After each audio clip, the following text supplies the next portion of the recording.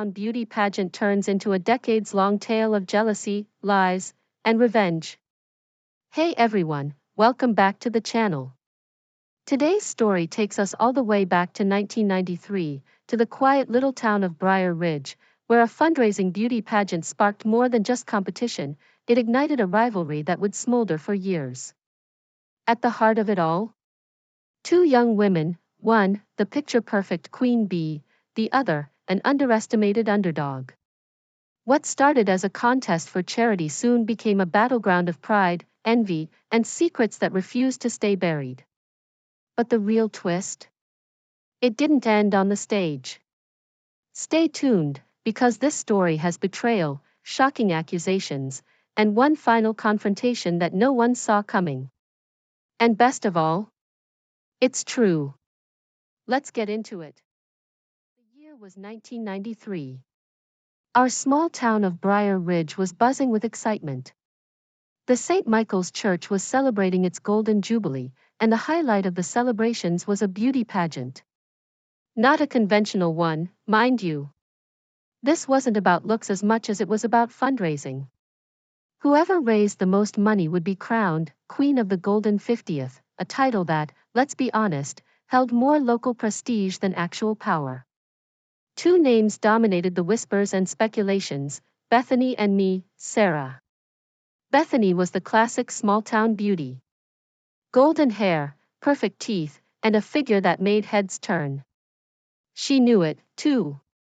Bethany radiated a confidence that bordered on arrogance, a silent understanding that the world owed her admiration. I, on the other hand, was different. I wouldn't call myself unattractive, but I was no Bethany. My brown hair was perpetually messy, my nose was a little too big, and my clothes were more practical than fashionable. What I lacked in physical perfection, I made up for in other areas. I loved to read, I could hold a conversation about almost anything, and I had a quick wit that could disarm even the most skeptical person. The fundraising started innocently enough. Bake sales, car washes, raffles.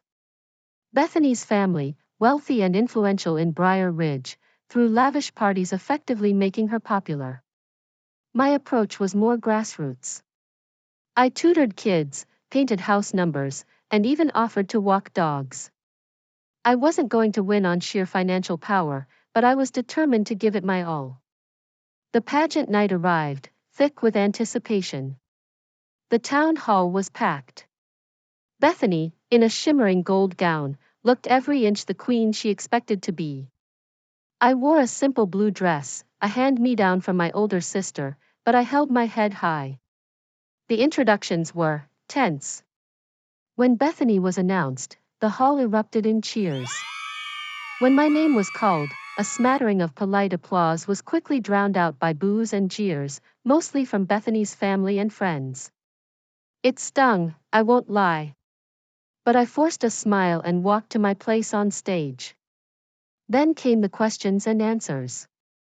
Bethany was asked about her plans for Briar Ridge. She froze. Her perfectly painted lips trembled, her eyes widened in panic, and she remained stubbornly, agonizingly silent. The silence stretched, thick and embarrassing. When the same question was posed to me, I didn't hesitate. I grabbed the microphone and spoke from the heart about community, about bridging divides, about making Briar Ridge a place where everyone felt valued. The hall erupted in applause, genuine and thunderous. I saw the humiliation flicker across Bethany's face, and a strange sense of pity washed over me, quickly followed by a surge of satisfaction. The final tally was dramatic. Bethany had raised a considerable sum, but then my godfather, a quiet, unassuming man, presented a check for an amount that dwarfed her efforts. The judges conferred, and the inevitable announcement came. And the Queen of the Golden 50th is Sarah Miller. The hall exploded. Cheers, whistles, and even a few more jeers from Bethany's corner. I was crowned, a cheap plastic tiara placed on my head, but in that moment, I felt like royalty. Bethany stormed off stage, her golden gown swirling with fury. Life moved on. I went to college, graduated, and eventually returned to Briar Ridge. Bethany married a wealthy businessman and moved away, her life seemingly perfect. I married too, but my marriage ended in divorce, leaving me a single mother struggling to make ends meet. Our paths diverged completely. Then, years later, I heard a rumor. A woman, let's call her Carol, was confiding in friends about her husband's infidelity. The mistress, Carol claimed, was none other than me. The story spread like wildfire, fueled by small-town gossip and, I suspected, a healthy dose of malice. One afternoon, Carol found me at the local market. She screamed accusations, shoved me, and threatened to ruin my life. I defended myself, pushing her away. She stumbled, got into her car, and sped off. The incident left me shaken and scared. I knew I was innocent, but proving it felt impossible. My reputation was tarnished, my son was bullied at school, and I felt like an outcast in the town I loved. Then, a week later, Carol showed up at my doorstep. Her face was blotchy, her eyes red and swollen. She fell to her knees, sobbing. "Sarah, I am so sorry," she cried, her voice thick with remorse. "Everything I said, everything I did, it was a lie. It was all because of Bethany." I stared at her, stunned. "Bethany? What does she have to do with this?" Carol explained, her words tumbling out in a rush. Bethany had orchestrated the entire thing. She had told Carol that I was having an affair with her husband, feeding her lies and fueling her anger. Carol, blinded by jealousy and manipulation, had believed every word. Why? I asked, my voice barely a whisper. Why would she do this? Envy, Carol sobbed. She's always been envious of you, Sarah. She said you stole her crown, her moment.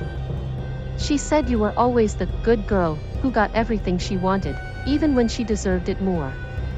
The pieces clicked into place.